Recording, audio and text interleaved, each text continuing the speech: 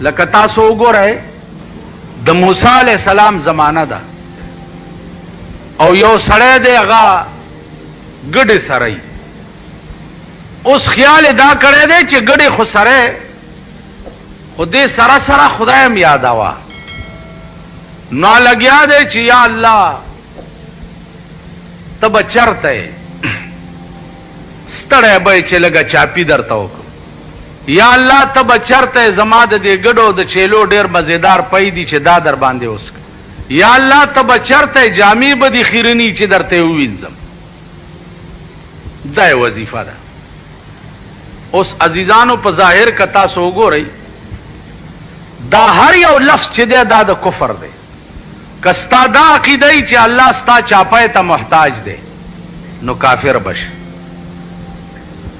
که ستا دا عقیده ای چې الله ستا د ګډو د چیلو پایو ته محتاج دی که ستا دا عقیده ای چې الله ستا جامو وینځلو ته محتاج دی دا الفاظ وګورئ په ظاهر ټول د کفر دی او شپون لګیا دی دغه وظیفه موسی علیہ السلام پر راپیښ شو هغه ورته وی چې دا څه هغه وی صاحب زه وظیفه کوم خدای یادو هغه ورته ظالم دا څنګه خدای یاد دا خود کفر الفاظ دي الله دې کدا عقیده رااله چې الله زما دې شي ته محتاج دی نو په ټکی به کافر شي ټول کائنات خدای ته محتاج دی او خدای چاته محتاج نه دی نو دا خو د کفر الفاظ دي اشپون ورته وی چې موسی کدا د کفر الفاظ دي نو زما خوش پېته کاله وشو چې زه دا وظیفه کوم موسی علیہ السلام ورته فرمایل چې شپېته کاله وشو چې بیړه دې غر کاله هغه ګډې او چیلې په ځای پرېښوی او لاړو نسکور په یو کنده کې پروت دی او جاړي چې خدای اوس زه څه خبرې یم چې ته څنګه خدای او څنګه یادېدل غواړې ما ته څه پته لکه زمونږ دا زمانه اوس وګورئ د سپینګیرو بوډاګانو نه تپوس وکړئ چې کاکا تاسو خدای څو منئ نو دا خو به وایي چې یوې منم لیکن تا سره د خدای په یووالي څه دلیل شته ته خدای ولې یو منې دلیل لرې ما به وایي نه نو دا یاد لره چې خدای څوک یو مني او دلیل ور سره نه دا ایمان ناقص دی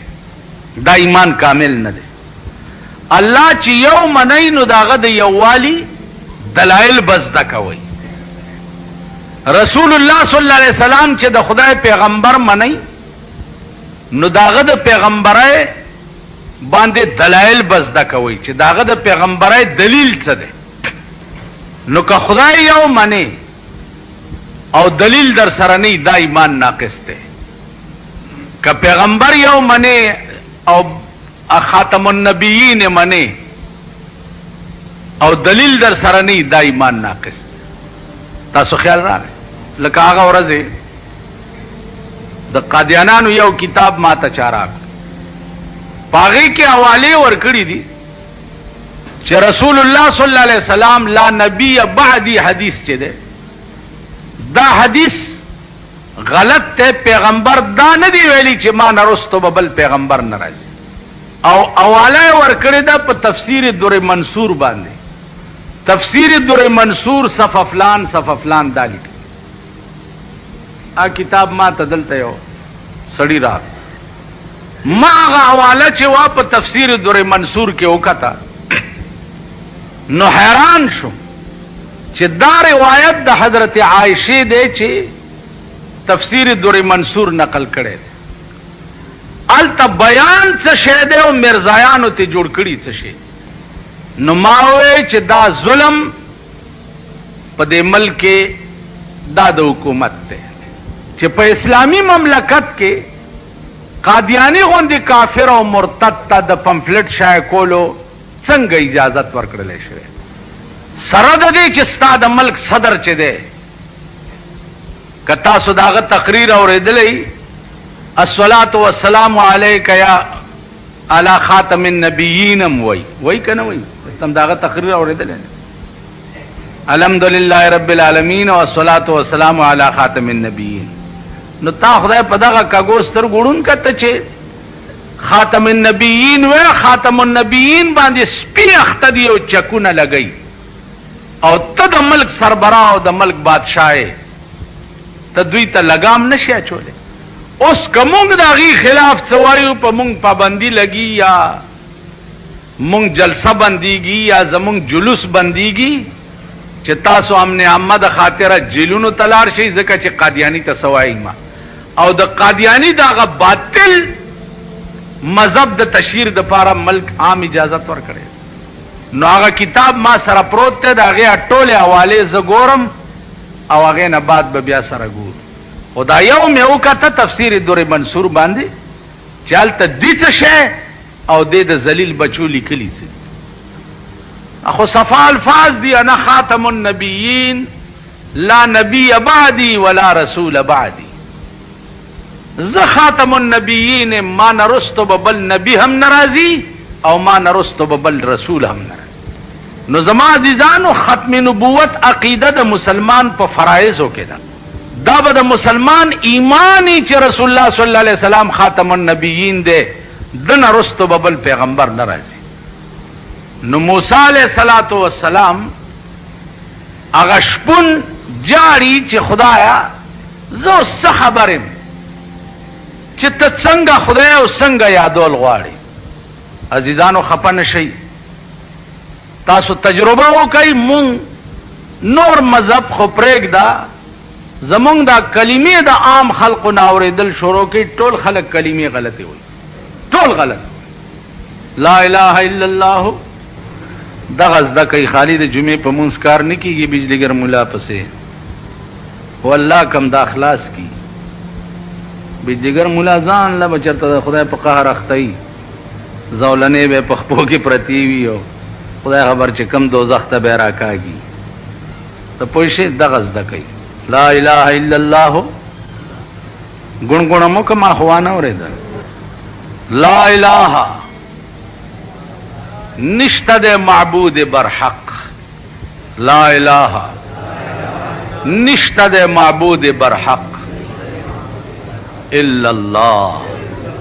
سوا د خدای نه.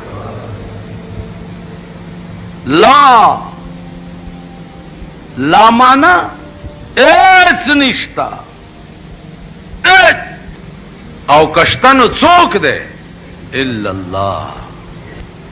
علماء متکلمینو کې یو ډله ده چې هغه د هیڅ شي په وجود قایله نه ده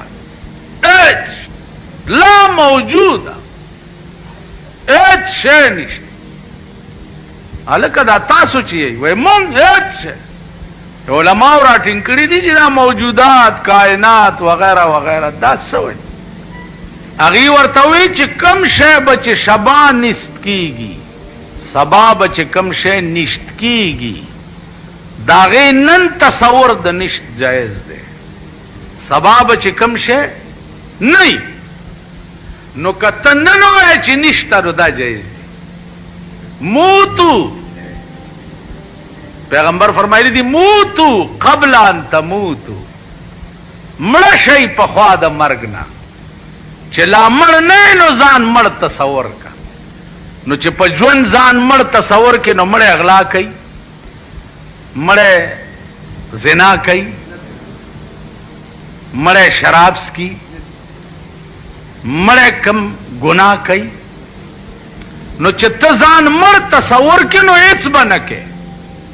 چې زه مړ یو خو هغه مړ دی لکه یو ملا تقریر کولو چې د مړو په شپه سو کلوا پخا کې د ثواب دی کیر پوخ کې دا ثواب دی پلانې پوخ چرګ کچا لول کو نو نیغ به جنت ته ځي. د ملا ښځې اورېدلي دي هغې خیال کړی دی چې زه ولې جنت ته نه ځم چرګ یې حلال کړی. چا ملا کور ته تللی دی ویل چې دا چرګ کوم ځای ویل خو تال ته مانځه کې ویل چې چرګ چا حلال کو نیغ به جنت ته ځي نو ما هم دا چرګ راونیو چې زه جنت ته لاړ شم. ستا ویلې خدای کور روان که دا خو زه خلکو ته ویم ځان له خو نه ویم ولې دې چرګ 100 روپو چرګ دی حلال کو زه مړ یم. ویل سړیه په آرام کښېنه مسله دې کړې وه ویل مړ یم خلق راله مړ دی مولا مړ دی مولا مړ دی مولا مړ دی مړه ویلم بولو په کپنې کو ښځې ورته ویل پاسه بیخ دي وزه خخولو له دې وړي ویل زه مړ یم چرګ دې ولې حلال کړی مړ یم مړ وی جنازه دې روانوي مړه وړی دی دیرې له چې لحد کې ورکوز کړی دی ښځې ویل ودرېږئ ما له څه وصیت کړی ورکوزه شوې ده ویل خښتې در پسې لګئ بیخ دي بندی دی ویل مړ یم مړ چرګ ویل ښه ودرېږه نو پاس چې راټوپ کړی دی آواز یې کړی دی ویل خلکه واورئ ملا مړ شو راځئ مال تعالی دی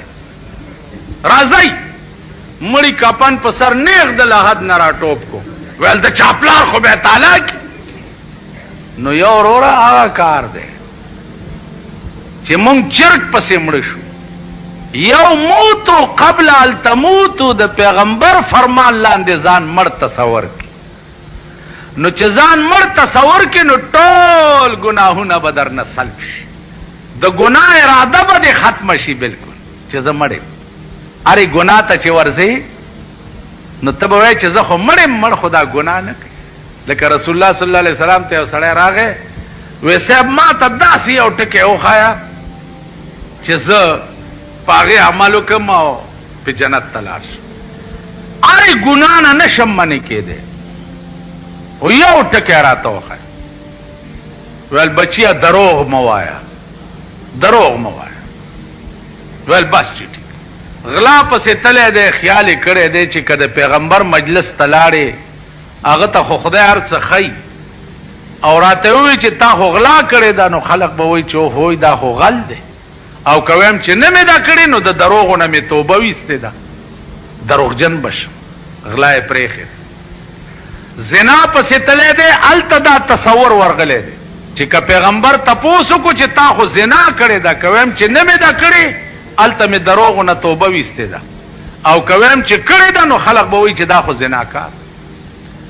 ټول ګناهونه یې په دې یو توبه پرېښوه زما په خبره پوهېږئ زمونږ توبې چې دي عزیزانو هغه وایي په خوله لیلا په زړه کې ټک د پاسه برګ په خوله لیلا په زړه کې ټک د پاسه برګ په خوله خندا په زړه بېیمانه مسلمانه ولې او سر د سنډا سرمن د میخې د ورځې شیخې د شپې خورې پردي معلوم تسبیح هم لاس کی نیکمی بزرگمی او چې پردی مال پې پیښ شي الله دې امان را